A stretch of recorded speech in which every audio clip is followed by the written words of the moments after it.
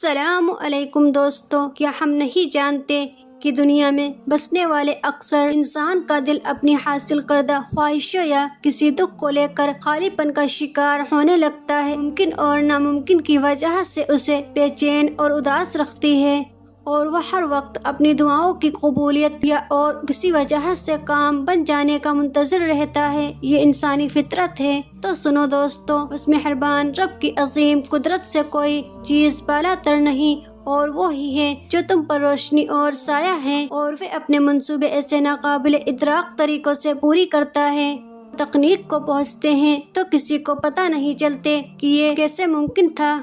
میرے رب کا قرآن تو خود کہتا ہے کہ اللہ غیر محسوس طریقوں سے اپنے ارادے پورے کرنے والا ہے، جس کا تم گمان بھی نہ رکھتے ہو، اور اس کی تدبیر ایسی ہوتی ہے کہ لوگ آغاز میں ان کے انجام کا تصور بھی نہیں کر سکتے کہ کیا ہونے والا ہے، اور بے شک اس بات کی پختگی تمہارے لیے پہلے سے بہتر ہے۔ اور اگر آج کسی چیز کا نہ ملنا یا تمہاری زندگی میں آیا کوئی برا تجربہ تمہیں اداس اور بے چین کر رہا ہے، تمہیں وجہ نظر نہیں آ رہے، تو یاد رکھنا وہ انسان کبھی ہار نہیں سکتا۔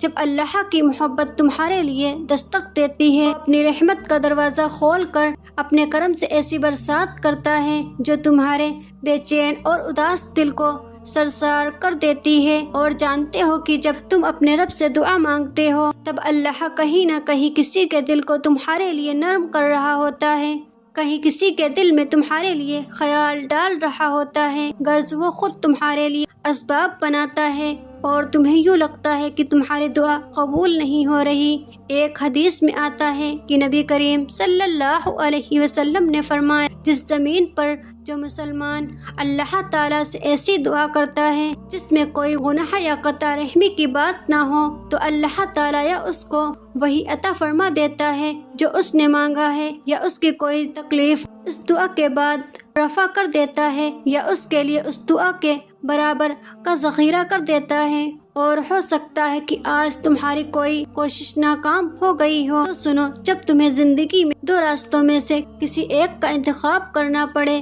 تو اس راستے کو چنو جس پر اللہ راضی ہو، اور زندگی کا کوئی فسانہ ایسا نہیں جس کا پانا ممکن نہ ہو۔ نبی کریم صلی اللہ علیہ وسلم نے فرمایا کہ اللہ نے ہر جان کو پیدا فرمایا اور چار چیزیں رب کریم نے لکھ دی، اس کا رزق کتنا ہے، زندگی کتنی ہے، عمر کتنی ہے، اس کا جوڑ کہاں ہے، اور جو اس کے حکمت اور تقاضوں کے تحت اس پر مشکلات آئے گی وہ تمہارے ہی گناہوں کی معافی کا سبب بنے گی، اور جو نیک ہوں اس کے درجہ کی بلندی کا ذریعہ بنے گی۔ یاد رکھنا کہ زندگی میں ہر دیری کے پیچھے جیت کا پہلو ضرور پوشیدہ ہوتا ہے، اور اگر تمہارا دل اداس اور بے چین رہنے لگے اور مایوسی حد سے بڑھ جائے تو سمجھ لو کہ اس بات کا واجب اشارہ ہے کہ وہ مہربان رب اپنی عطا کا ظہور اب کرنے ہی والا ہے، کیونکہ جب صبر کے پیمانے ٹوٹنے لگتے ہیں تو اس کی رحمت سے جڑنے لگتے ہیں، اور پھر اس کے نور حکمت کی جگمگاہٹ تمہیں ایسے گھیر لیتی ہے